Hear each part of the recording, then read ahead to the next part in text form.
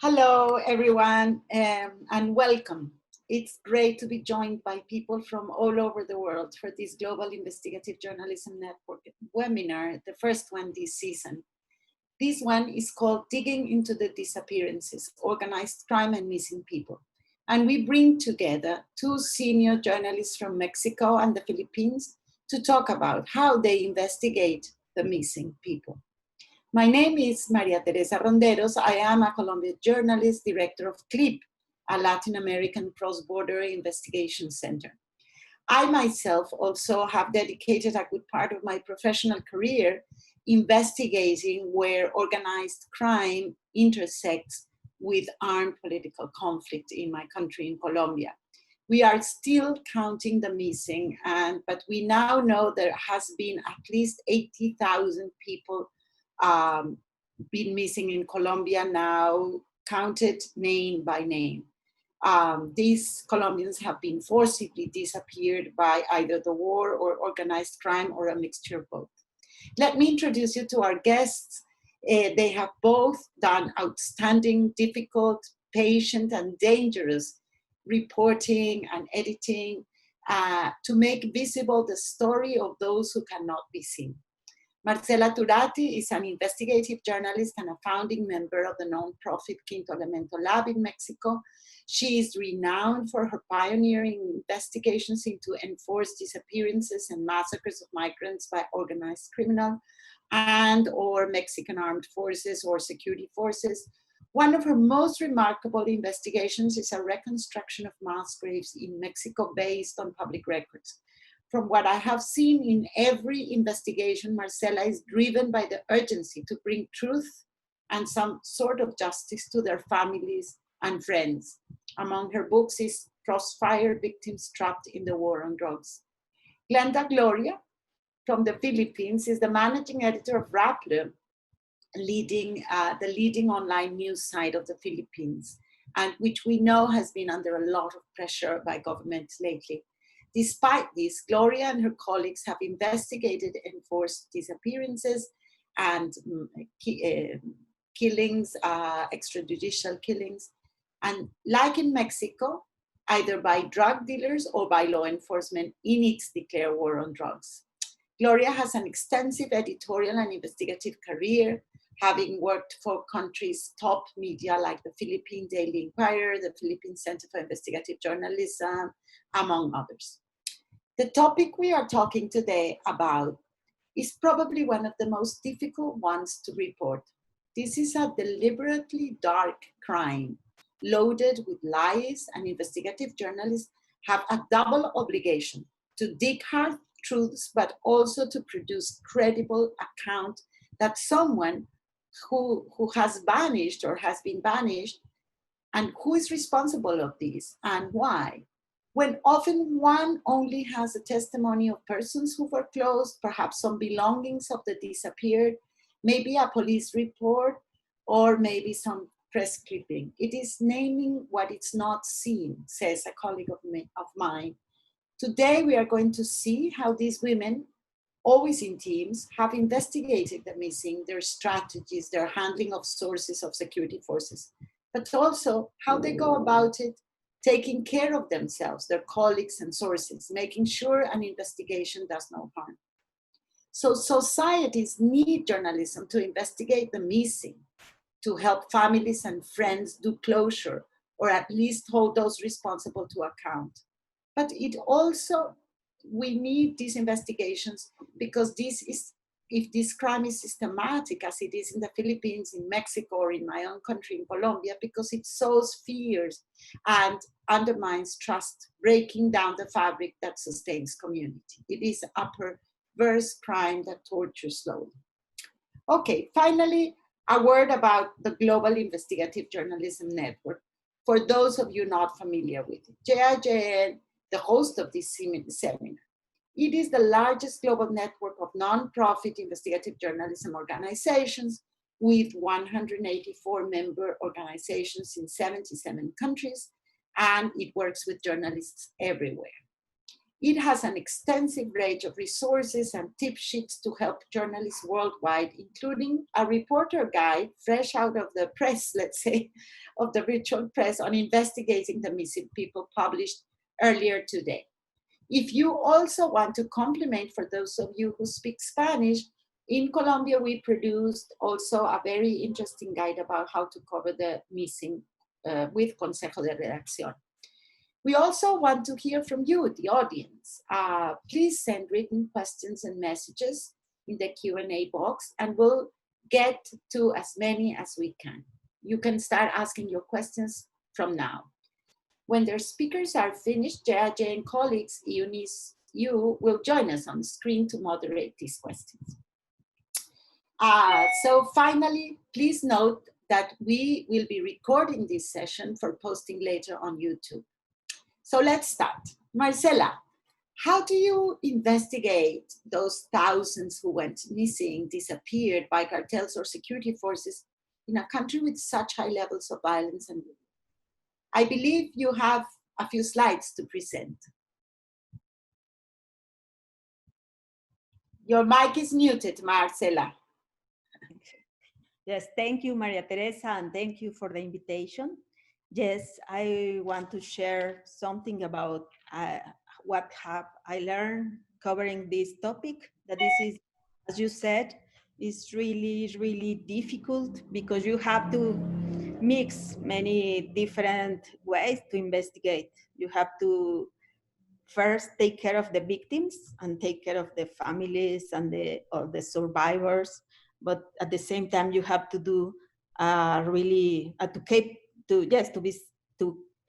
to follow some clues that are like really difficult. So I will my presentation I will share with you. Okay, in Mexico we have like a really humanitarian crisis. We have like more than 75,000 people disappear, the majority the last 12 or 14 years. So every day we have people disappearing. And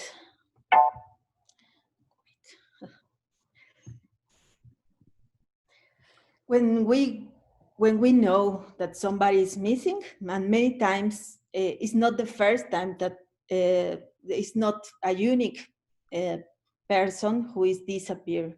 Many times we have massive and systematic disappearances in some places. So we have to try to understand first, and at the beginning, all the land, the region where it happened, and who operates, and what kind of forces do you have, what kind of actors do you have in that place.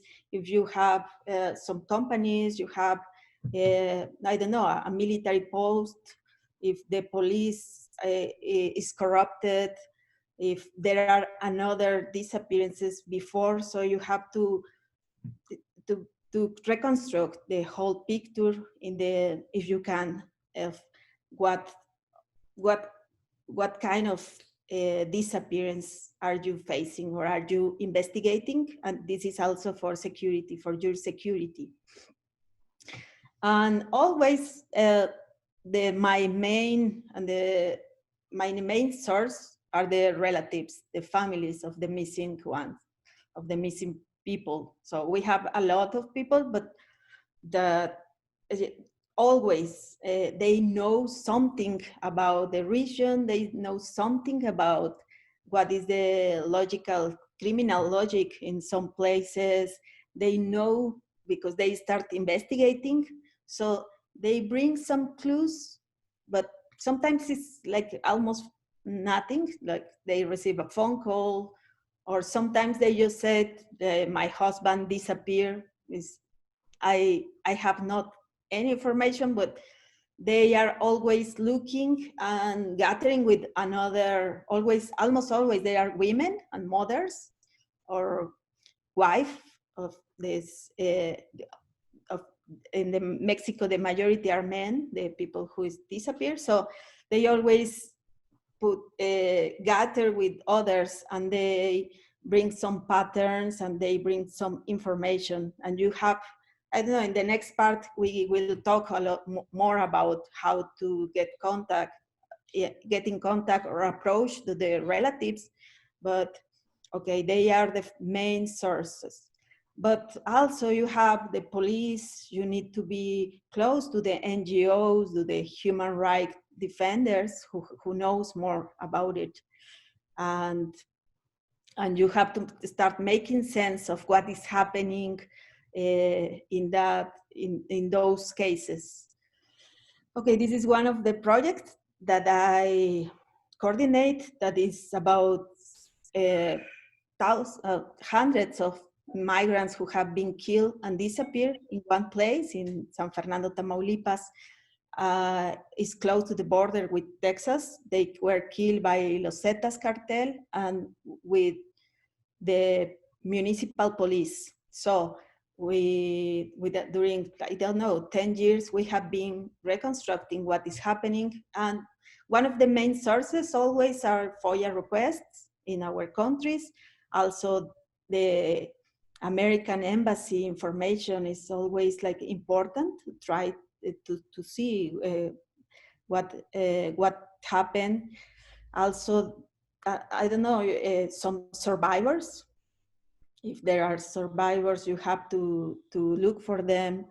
People in jail are always good sources, and displaced people, the people who have to live and who can speak, because in many of these cases, as you know, the people are really, really terrified. They many times they can't speak. They say that they can even pronounce the name of the perpetrators or what's happening, or sometimes they didn't say that they have relatives missing.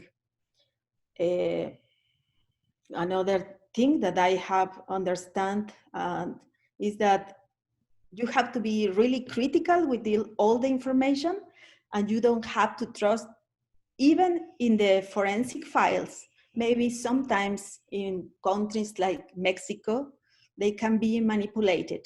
Even the forensic files, even the scientific recommendations or studies can be manipulated by a political intention. So you have to be really, really careful. You have to have independent sources. And I don't know, we contact sometimes the Argentinian forensic team, the anthropological forensic team, or sometimes people who are independent and who can give you another point of view of what are you gathering, what information do you have.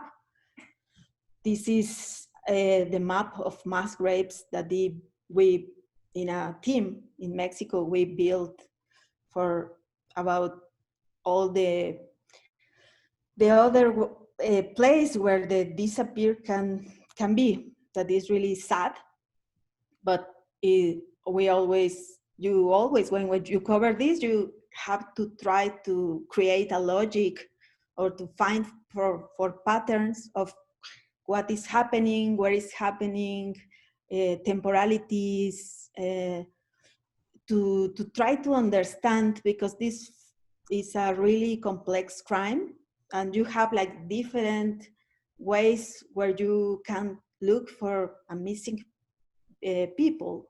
For example, in the 70s, in the 80s, in our countries, the militaries almost always, they detain and they put in jail and they kill and executed like a lot of political opponents of the government in many of our countries. But now in Mexico, we know that I don't know, that somebody who is missing can be, sometimes they can be in a smuggler's network, like they can be as slaves working in camps for the organized crime. Sometimes they, I don't know, they can be in mass graves because they sometimes one group is in one of the organized crime group is fighting with another, and they confuse people and they kill people and they disappear. Sometimes this is a technique to terrorize people, no? To set control, to put control in a region. I don't know. We have a lot of different logics of why somebody can disappear. So we have to start understanding where we are stand up and what happened in each case. And we have to try a different investigative ways now. Like, for example, we if you have access to the relatives, to the family, the information, you always have to try to track like the cellular phone messages, the information of the cellular phones. If the missing person have a bank account, if he was forced to withdraw money, you have to look for cameras in the places, in the trajectory of the people, the security cameras, where you can find some of these clues of what happened. But you need family information. And always also open sources is another really good source. And we have the example here in this case in Ciudad Juarez. These are girls who were disappeared, and they were later found dead in the desert, buried. But when somebody went to Google Street View, and years later, we found this image, and they were there, no? So she's other of the girls who was, the families, the relatives were looking for her. But in Google Street View, we have in front of us this information, no? Google Earth is, in the case of the 43 student who went missing by Mexican organized crime groups with police and with army and federal police, the Argentinian forensic team, and also journalists, we tried to see if that is true, that they were burned in a dump in some area. We try to find some reports for the if that night it was raining or not. So this is one of the conclusions of the Argentinian forensic team, that they said, yes, that it's not probably that they were burned where the government said. Now we know that they lied. The past government, the former government, they lied about where the 43 students were about. And so we have this in Google Earth also. We use a lot of Facebook, sometimes Twitter, asking people if they know something about these cases. And many people write and said, sometimes for Central America, if there are migrants who just disappear. So the people write and they ask us some questions about our databases that we found with with different ways to get it. And also we need to do some timelines. This is a really good visualization of the forensic architecture of the case of the 43 students missing. So that helps a lot. And I think that is what I want to share about what I have learned about this, covering this, and the difficulties and the different sources, and that you have to learn to try to track somebody, no? To try to Marcela, let me just ask you a quick follow-up. the belief that a person is going to appear never ceases. Families look for them forever until they get the bones or the remains. So they're easy prey for anybody who wants to profit from their tragedy. How do you do so that you don't end up following false leads? Because a lot of these families of the disappeared get all this information that it's really not real good information.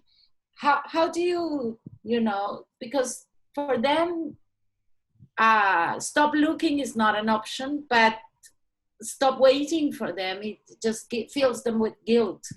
And so they are very vulnerable. So how do you deal with this? Yes, sometimes this is really difficult. I think one of my best friends, her parents are disappeared since 40 years ago. And she's still looking for some clues. And sometimes she receives phone calls of people that say that her mother is in Cuba or is in, that somebody saw her. So yes, in one moment, you have to be, and it's like really difficult to don't be attached with their relatives. Like you are close as journalists and you know that they are for a good cause.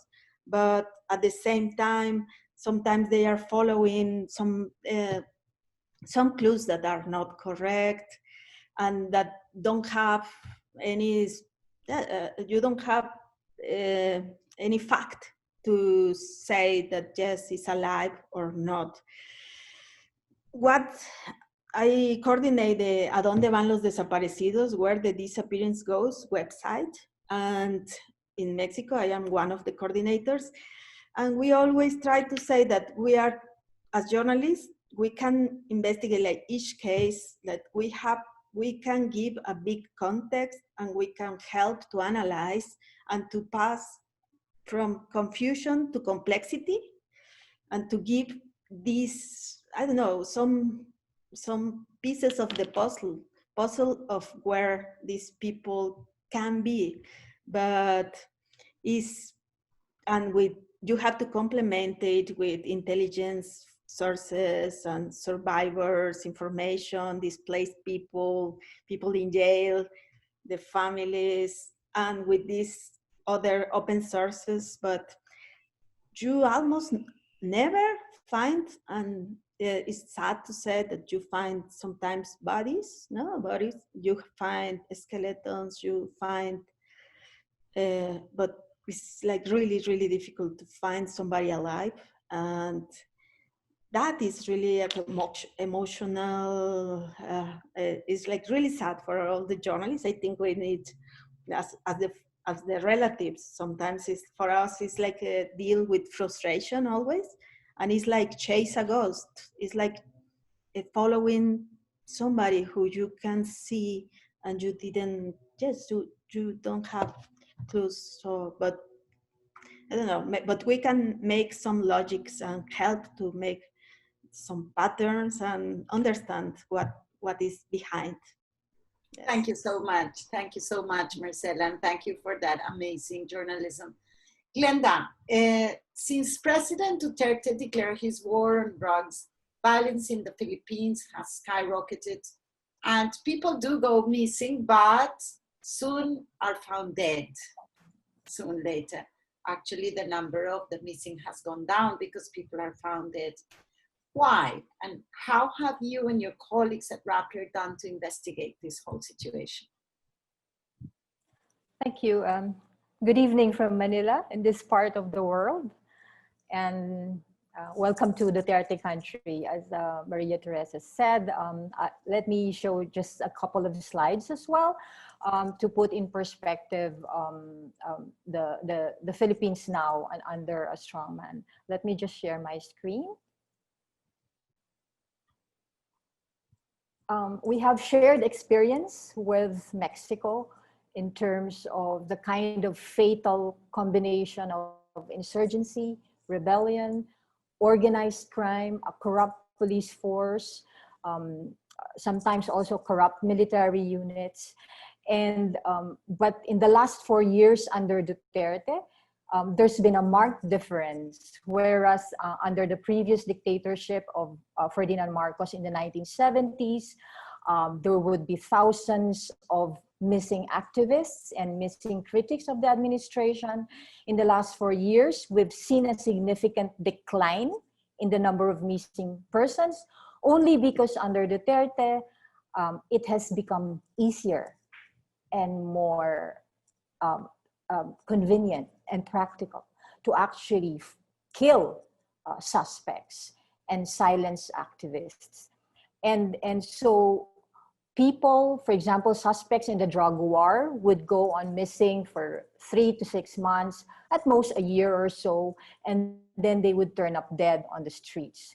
So picture that as a young reporter in the 1980s, after the end of the dictatorship, I remember myself going to mass graves with families who are victims of the previous dictatorship, and being unsuccessful in trying to find these bodies. But now, you see dead bodies on the street. So there's that marked difference. But I guess in the context of the Philippines, in the last 5 decades or so, under 7 presidents, we have just, maybe it pales in comparison to Mexico, but only because there's poor documentation as far as missing persons is concerned here. But in the last 5 decades, you'd see like there would be 2,000 plus disappeared, 244 of them were found dead. And some of them had been discovered later on to be alive, and that some were also victims of the communist purge that happened in the 1990s. I guess what would be, I would probably talk about the kind of lessons that I've learned both in investigating the disappeared and also managing teams that have investigated the disappeared. And I'd like to cite a very specific case. This is the case of Jonas Burgos, who's the son of a press freedom icon and who disappeared in 2007. There are 2 reasons why I personally investigated the disappearance of Jonas. One is personal, because of course, his father was the icon of the alternative press under the Marcos years. And we owe it to him that we find his son alive. And so that's the one lesson, of course. And the other one reason why we wanted to really to pursue and find him alive is that it's a hard question both for journalists and the human rights worker, because Jonas was clearly a communist guerrilla. But he was abducted outside the battlefield while he was having lunch and he was about to meet with some friends. He was abducted by people who would later be identified as army soldiers. And a critical question both for the journalist and the human rights worker is, does the fact that he's a guerrilla justify his abduction outside the battlefield? And so that was a debate even among journalists. And they'll say, Glenda, why are you even investigating his disappearance? It's, it's part of the risk that he took when he became a rebel. Of course, I disagree with that, because clearly that was not a battlefield when he disappeared. I think there were 3 critical steps that I'd like to share in terms of how this kind of investigation somehow could be fulfilling both for the journalist and the family. And I think, Marcela touched on this as well. I think first is the importance of vetting and identifying eyewitnesses. It is crucial that from the get-go, you need to go through a process of a back and forth. I would call this a 2-phase process as far as dealing with eyewitnesses is concerned. The first would be a soft touch, like, getting the general information. Did you see him come in the restaurant? Or if it's a conflict area, how many people were seen to have abducted this person? And then the second would be really checking if he indeed could match the initial value of information that he shared with you. The second critical step, I think, in terms of pushing forward an investigative report is knowing when publicity is needed and when it actually harms. And I think the first instance when, in my own experience, when a person goes missing, and we all know this as journalists, we shine the light, attention is always good because then it helps surface witnesses, it helps the public somehow be informed that someone like this person is missing. In the case of Jonas, a profile about him really helped witnesses because, if he's just one disappeared person, then it should also be an obligation of the reporter to make the public care for the missing persons. You put a human face. This is a guy who's not just a son of a press freedom icon, but also who has a family, who went to college, etc. So there's that, and it helps in a way ease it up a bit and actually encourage a lot of eyewitnesses and a lot of information that maybe later on, of course, you could vet if they are false leads or not. And I think the third is sometimes as journalists, we often forget that, especially when you're operating in a climate of fear and under an authoritarian regime. And sometimes you think that all the legal channels that are available probably will not help. Or maybe you think that government agencies probably will not be as helpful because they're afraid to help you investigate. Sometimes it's not the case. Sometimes you also need to maximize the laws, and some of the laws could be as simple as if your constitution allows the creation of a human rights commission, like in the case of the Philippines, you could ask the Human Rights Commission to somehow open doors for you. And I'm sure Marcela has also, in Mexico, a lot of other agencies that could help open doors for you, or maybe help facilitate writing letters and asking the military to deny allegations that this particular person is in the camp, for example. So those are the three major steps, zeroing in on the Jonas Burgos investigation that somehow helped in identifying initially the lieutenant who abducted him, eventually the commanders who allegedly ordered his disappearance, but of course, eventually the court acquitted them. But the fact that they were identified and that their promotion in a way was also delayed helped the family deal with a very difficult situation. Segue to that, I guess maybe I'll probably just do a mindset thing, because in the Philippines, because it's also a very large country, it also helps to know if you're investigating a set of missing persons in one particular region. So for example, in Central Luzon, and this all happened in Central Luzon in the Arroyo years, when there was a huge counterinsurgency campaign and there were hundreds of missing activists, it pays to know if the missing person you're investigating or the missing persons investigating are related to other disappearances. It helps because then it gives you a better understanding of the landscape and also will guide you to ongoing investigations in relation to the other cases. And then it also helps you identify if there are already suspects in the other cases. And that's why it's important also to connect the dots. And having said that, the reason I emphasize this and knowing your context leads me to the, I would say probably I just list down 10 guides and that have guided me both as a reporter and as an editor. They are not cut and dried rules, and this can be very flexible in terms of the context that we're operating in.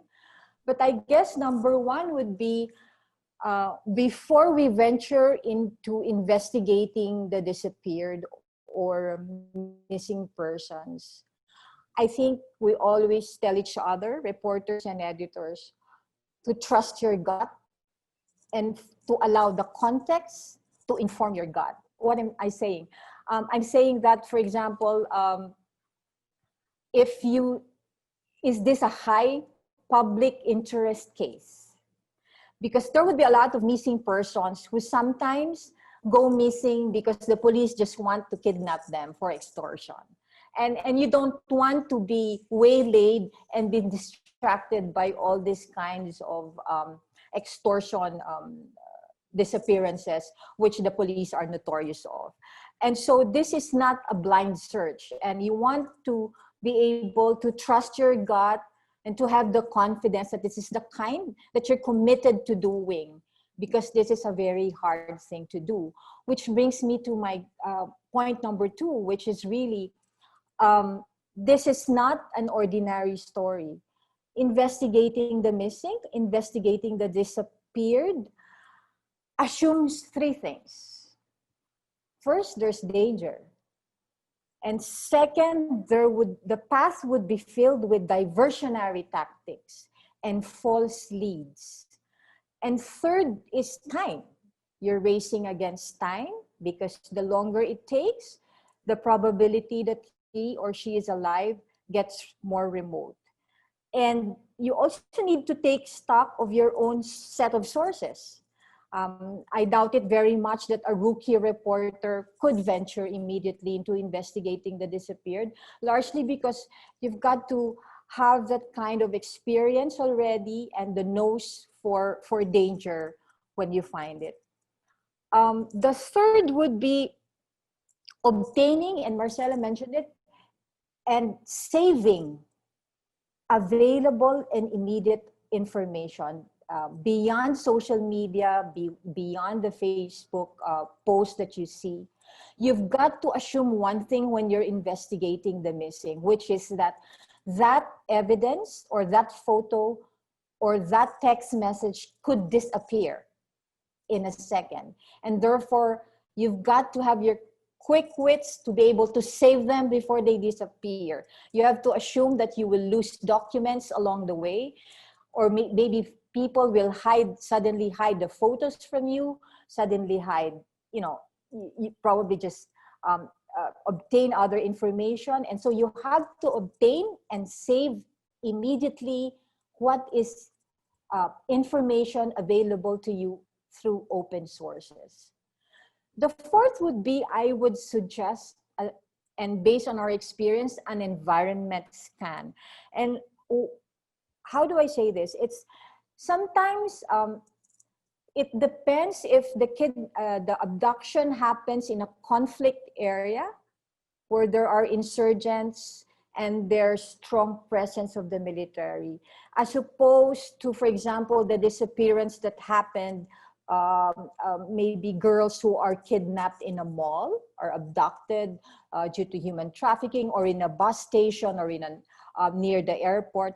So the difference of the environment gives you a sense of the level of threat that you face, or the level of difficulty, and also the kind of network that the persons or teams who abducted the person could indicate.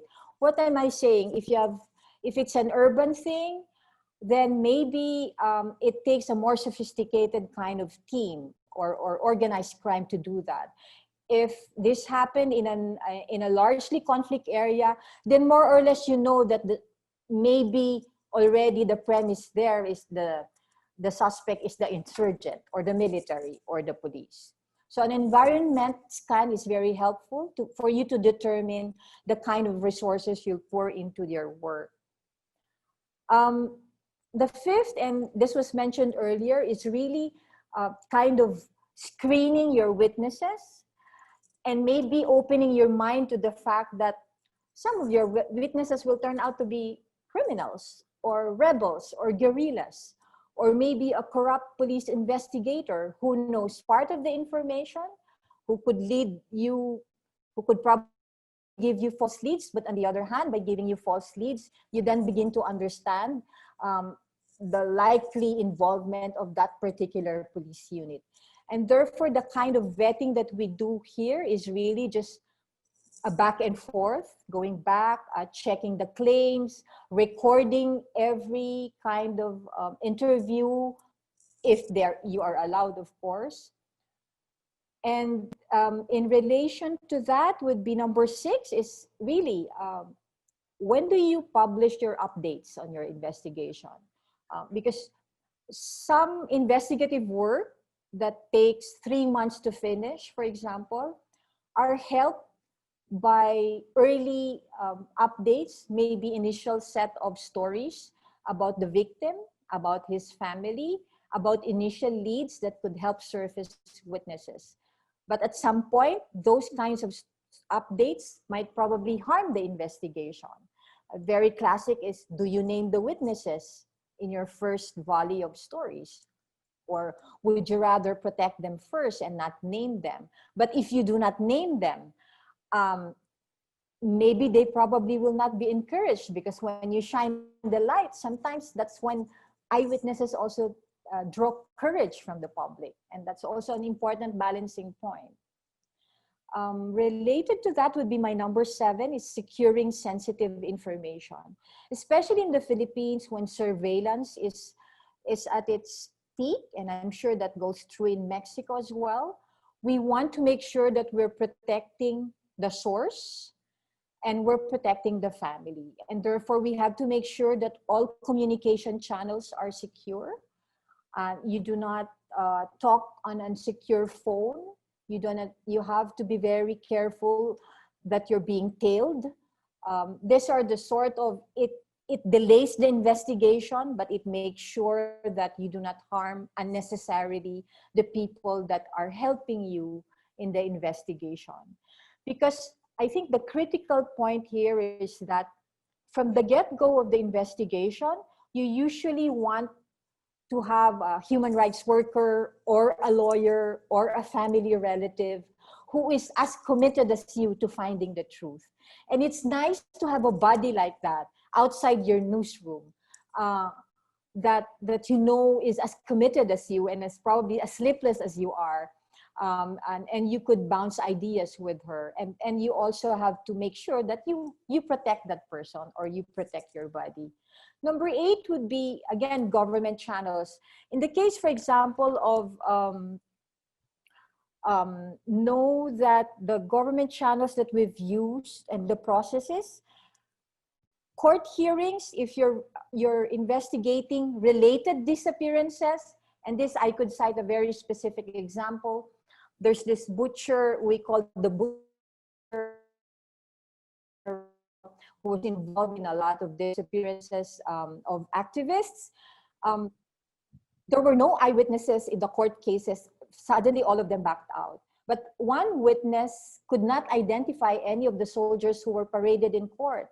But then suddenly, a bodyguard of one of the senior generals appeared in court. And the witness said, that was the guy who abducted the students with me. And so it's so easy. No, it's not easy, but it also pays to. Sorry, I think we were having some kind of problem, no? Yes, I think we lost. Well, so Glenda, I think. Can you please wrap it up? I know there's something happening here that everything changed. Yes. But, if you could wrap it up, I think have a little time for questions. Yes. That's it. I think that would end it in a way, and we'll open the floor to any questions. Not yet. I wanted to ask you. Okay, sure. Go ahead. Regarding Marcela, you created Periodistas de a pie, which started with a different idea, and because of the situation of journalists in Mexico, everybody was being pushed and killed, and there was a lot of tension, and it became a network of protection of journalists and of care of journalists. Many of our friends, your friends, have been killed. How do you investigate without harming yourselves, without putting yourselves at danger, and also colleagues and sources? What would be your main recommendation? Yes, thank you. Yes, the situation is really, really bad in Mexico and in many places, no? And first, when we start investigating, I do a lot of investigative work collectively, no, with a lot of journalists. That is because it's better for the investigation and for us, no? We create a lot of networks to monitorize, to be alert on what is happening, to train ourselves to do this better. But always at the beginning of the investigation, you have to decide which channels of communication you will use, where to keep the information. All the time you have to make some ethical decisions, that because if you publish something, for example, and I always am afraid of somebody get killed, somebody will be maybe attacked for what you publish. So you have to really be focused on don't re-victimize with your information the families, or try to save the survivor. And I don't know, sometimes doing this work, sometimes you have to don't, you are journalists, but you have to protect the people and the information and yourself and your team. And so, and you have also to be careful of what you publish. You will spoil the police investigation, and somebody, maybe if they know where the missing person is, and you publish this, these traffickers can just move the victim to another place, and you will never know, and the families always will be asking what happened, and if you were the yes, if you just did wrong to the investigation.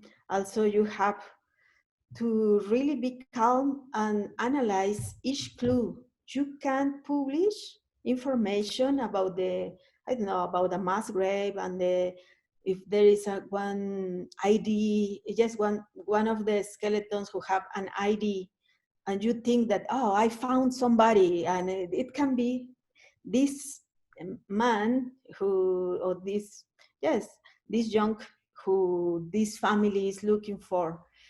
You have to be like really calm and really analyze, because you don't have the forensic final test, and you can say to the family that you found it. And every day is like ethical questions sometimes. And in Mexico, it happened to some of my colleagues. If you publish something, the next day they kill the last and the survivor, the last witness of one massacre, the one who knows where the mass graves are. So you publish and they kill, or sometimes you don't publish, and also the family he's asking you to publish, they are killed. So you always like have to navigate, and the guilt, have to navigate with how to take care of the victims, and have to prevent that your team and yourself get damaged by like burnout, because in Mexico sometimes we are constantly going to mass graves with the families that they go and exhumate the bodies. So what we are trying to do now is like work in networks, like creating a network of journalists who cover this, and give some peer-to-peer support. Sometimes somebody is from in a mass grave, and they talk and they call me and they start crying, and so you know more about contention now. So we are helping and saying like, sending in WhatsApp groups, like we send you a lot of love, like you can do it and sometimes we do some other, like sometimes in our workshops, we bring, I don't know, like a shaman to try to do some rituals to just, I don't know, don't carry anymore this kind of big weight that we are carrying, because you are constantly, yes, touching death, but also sometimes you have, but with the relatives you get attached, no? You feel like this empathy that is really human, but at the same time you, I don't know, you want to give more and to do more, like the families, and you feel that you can't stop. So I don't know, we have to learn what is our role in these stories, what our limitations, and and what is the sense of our work, and like really think that maybe that this information is important, and it will work, and it will be help in the future, because now we don't have justice, but the journalistic work for me is like a commission on truth in real time. So every day that you give information is like giving hope, but for the future. And you have to think that maybe you will never see that this body will find identity and somebody will identify with your information, but you have to, yes, manage your limitations and frustrations. Okay, thank you so much. Glenda, just very shortly, because we only have maybe 4 minutes to leave some room for questions. These investigations are obviously, as Marcela just described, emotionally draining. And you get sucked into them very easily. From the point of view of the editor, what is the role of the editor to protect a journalist in their team that it's going through one of these investigations? Well, yes, most importantly is the editor has to be really supportive, but on the other hand, mentor the reporter to make sure that things basically when dealing with stories like this, do not raise false hopes, do not make false promises, and do not offer to be a witness yourself. So it's very important to be able to be updated in terms of the milestones of the investigation, but be the more detached player that will then give the bird's eye view to the reporter. Thank you, Glenda. What I take of you too, as rounding up, I take some of the recommendations that I've used and I think are very good. One of them is listening and observing the families, the people around those who have been disappeared or missing. If you do really thorough interviews, but not just talking, also observing, also being with them. Because sometimes people with a big trauma create, for example, talk to the missing person, even if that person is not there. And in that dialogue, a lot of information comes out. Also, I don't know if you have in your countries, but in my country, there's several organizations of victims of the disappeared. They have organized themselves, and they are the ones who have been searching for the disappeared for longest in Colombia. So they are very good friends of this kind, and they're not just directly the victim, but an NGO that actually holds together the whole quest of the victims. And the other one that I always think is, and I feel it, even though you cannot give false hopes or anything, there is like never give up hope. Never think that that there will be some kind of justice or some kind of reckoning further down the line, which is what Marcela just described. So, okay, we'll go to questions. Eunice, I'm going to leave you with Eunice, who is actually reading the questions directly to either of you. Eunice, thank you. Hi, everyone. I think we have a lot of good questions that come in. Maybe we could go for 3 rounds. Let's see the time. Okay, the first one is, I guess, the basic one. What is the role of a journalist in investigating disappearances? And how does that differ from an NGO or law enforcement? That's the first question. And the other two questions, they are more related to the difficulty of investigating in difficult countries. So first, from Diana, in Zimbabwe, activists are being abducted and their whereabouts are unknown. Journalists who tried investigating their disappearances are being arrested or silenced. What tips or tools should we know or use without the fear of being intimidated by state agents? And the third question is in the conflict area. What is the safest way to investigate disappearances in conflict zones? In Yemen, there are many disappearances, but militias are around the country preventing the media from investigating such crimes. Hundreds of politicians were kidnapped and disappeared by the former regime. Any tips to investigate these disappearances? Over to you. Do you want to start, Gloria? Glenda, sorry. I think for the first question is the role of the journalist in the investigating disappearances. I think the role really is no different from any other investigations, which is really to ferret out the truth and to hold people to account. When people disappear, most likely it is within the context either of an insurgency or the presence of organized crime. And you know, when it's a kind of public interest role of the journalists, not just to uncover wrongdoing, but also to show empathy and to value human life, because that precisely through storytelling, we are able to then show the public that this is a person who has a life and that who should not disappear. Now, what's the difference between investigative journalists and an NGO for that matter? We're able to tell the story. We hope to be able to access all sorts of information that are not accessible to an NGO. We hope to be able to sustain the kind of attention to make people accountable and at the same time not be the one filing the case in court. I think it is worth, it's a history. It's documentation.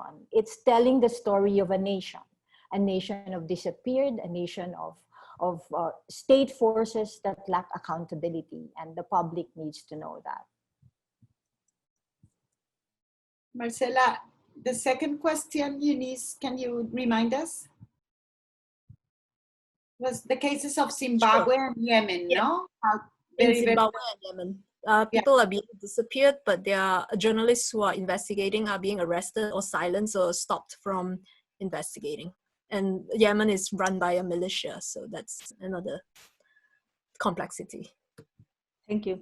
I always think that we have to do it in collective, that we have really to create networks, journalists, to publish it. And sometimes it's not time to publish because somebody can be killed or somebody, yes, sometimes it's like really, really dangerous, but you have to keep the information, you have to save it. But sometimes you have to work with an international correspondent. You can work with another colleagues at the same time and publish it, because we do that in Mexico. Like, we don't go alone, we go together. But you have to find these other journalists who are interested in the same topic and to feel the same necessity as you, that these stories have to be bring to light. And the other thing is, in Zimbabwe, I think that he said, like, many people is disappearing, but it's like a taboo, no? We never publish about it. And we have to ask questions when this happens, no? That gives you information. Also, the silence gives you information. Who want to keep this silence, no? But in Mexico it's different. In Filipinas, we know, because Glenda told us that you can find the bodies in the street. But in Mexico, like 10 years ago, yes, they say that the cartel just throw a body and they just throw it. But the past years, they changed it, no? They changed this modus of operandi. So they changed the behavior. Now they bury it, or sometimes they use acid and they dissolve with acid. So the techniques are changing, and you have to ask questions like, who is interested in reduce the murder rate? And I always think like, sometimes the government don't want bad publicity, and these are linked. So you have to ask other questions when you can publish. Why? What is behind? What you can? What questions you can answer with your investigation? Only using Excel and find some patterns and try to. I don't know, to bring questions and to bring some hypotheses of what is happening. And sometimes, yes, we have to pass to help the people pass from confusion to complexity, and that is our role in this. Yes, try to make some sense of this that is not sense for people being disappeared. No. Yes, Marcela, and one of the things that for those who are living under such difficult circumstances, I think don't try to do it all at the same time. You cannot expose all the disappeared, who was it, why was it, but start with one story, and then maybe just probably that story won't be so bold. It could be a small story that apparently it's not a big deal. And then little by little, you start shedding light on this issue. Because when an issue is super taboo, no, it stays taboo forever if somebody doesn't start digging. Even if the first stories seem quite general or generic or not so detailed, no. That has been a little bit my experience. So Eunice, we have more questions. Yes, there's this question from Yes, from Muhammad Salisu. How can one differentiate between state abduction and criminal abduction? And follow-up question is, sometimes you can identify who is the direct perpetrator, but even if this organized crime connection is clear, making the connection to the cartel leaders seems kind of dangerous and impossible. So any thoughts on that? Should we name the organized crime? And the third question is from Ingrid Oliphant. She is focusing on missing and murdered indigenous women and girls in the US.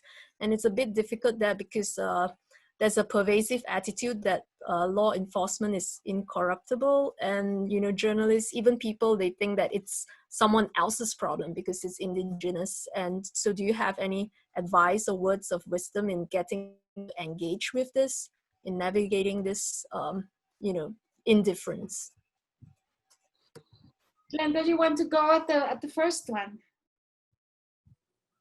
Yeah, I think for the state abduction, and sometimes a lot of it's the context of the specific region or the specific province where the abduction or the disappearance happened, and you get a sense whether or not the initial suspects would be the state, if it's an conflict area, for example, of insurgents or like in the Philippines, for example, in the southern Philippines, there's Muslim rebellion, and some of them supporters or maybe even suspected terrorists are kidnapped and disappeared. And you know immediately that you're able to limit your suspects to either the state or the insurgent. Now, in urban centers, for example, where the loose criminal networks are, and especially in the Philippines, the onslaught of a lot of Chinese nationals who run offshore gambling companies here A lot of cases happen in the last few months. For example, they suddenly disappear, some Chinese nationals, and they're said to have been kidnapped by other criminal gangs. And you know already that in that kind of area where the bailiwick of suspected money laundering activities, for example, or gambling dens are, and you know that therefore it is not as much as state-sponsored as it is criminals. But I must admit that it is very, very difficult to investigate disappearances that involved organized crime. As we always say among us investigative reporters, no matter the difficulty and no matter your commitment, no story is worth dying for. And therefore, we take very, very careful steps. We have to make sure it's a high public interest case. There's collaboration. And I think even in relation to the second question, now more than ever, there's a need, as Marcela said, to collaborate, not just with local reporters, but with reporters from Southeast Asia in the case of the Philippines, or even for us to train each other and to also use technology, because technology has been used for the bad, for disinformation, but we also should be able to maximize technology to facilitate investigations and access information in areas that are difficult to penetrate.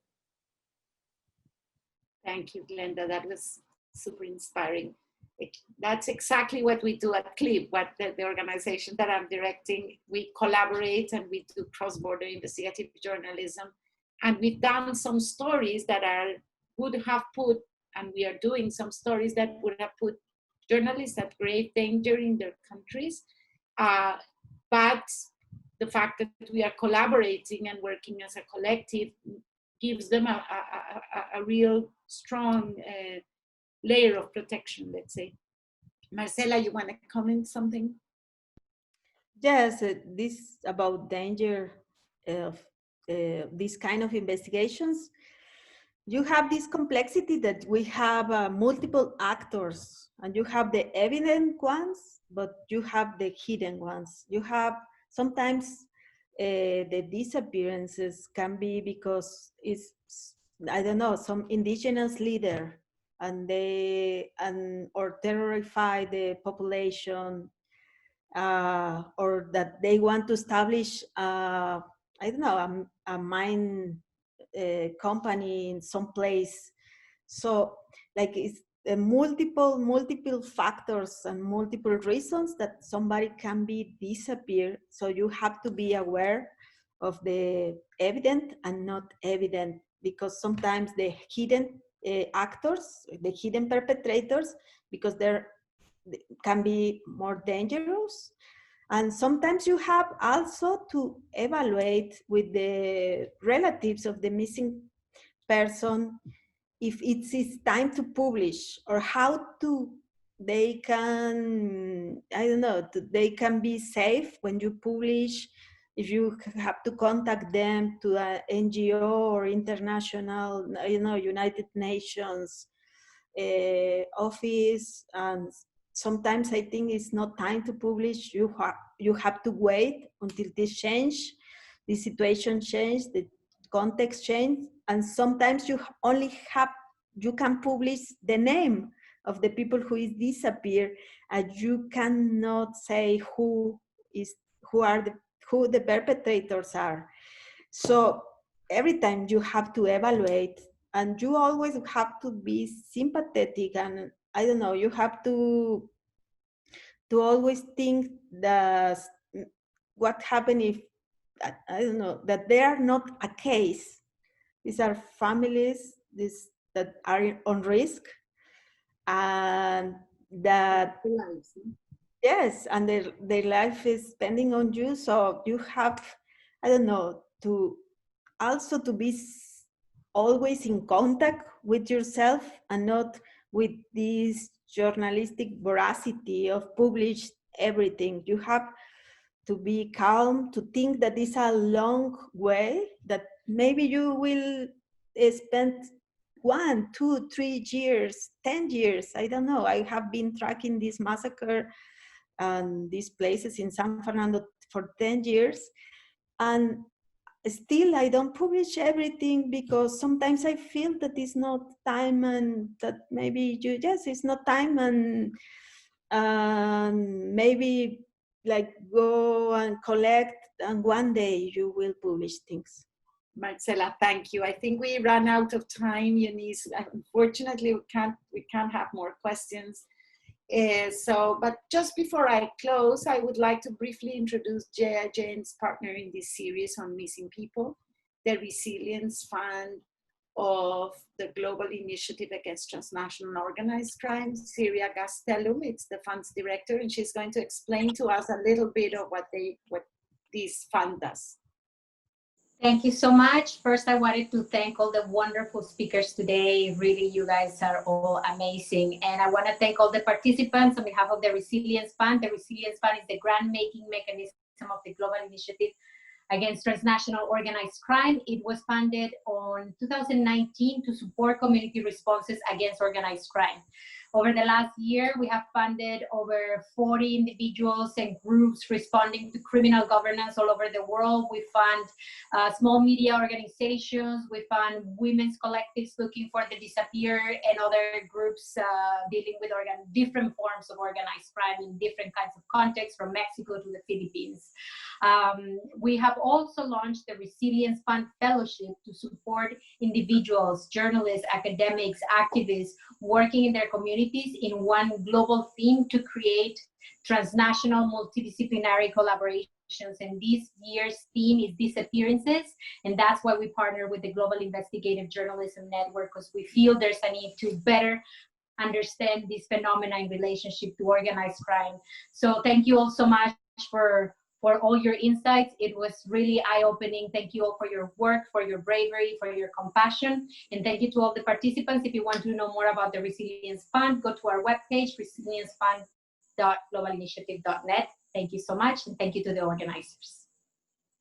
Thank you so much, Syria, and thank you so much, Marcela and Glenda. You've been amazing. I am sure that everybody has learned a lot from your experience and been inspired by your courage and your amazing work. So I just wanted to let you know that this series, Digging into the Disappearances, will also include an introductory webinar in French on Thursday, the 10th of September, an introductory webinar in Spanish on the 15th of September, and case studies on Thursday, the 17th of September. All of this is in the website of GIJN. You can find all the hours and the timetable.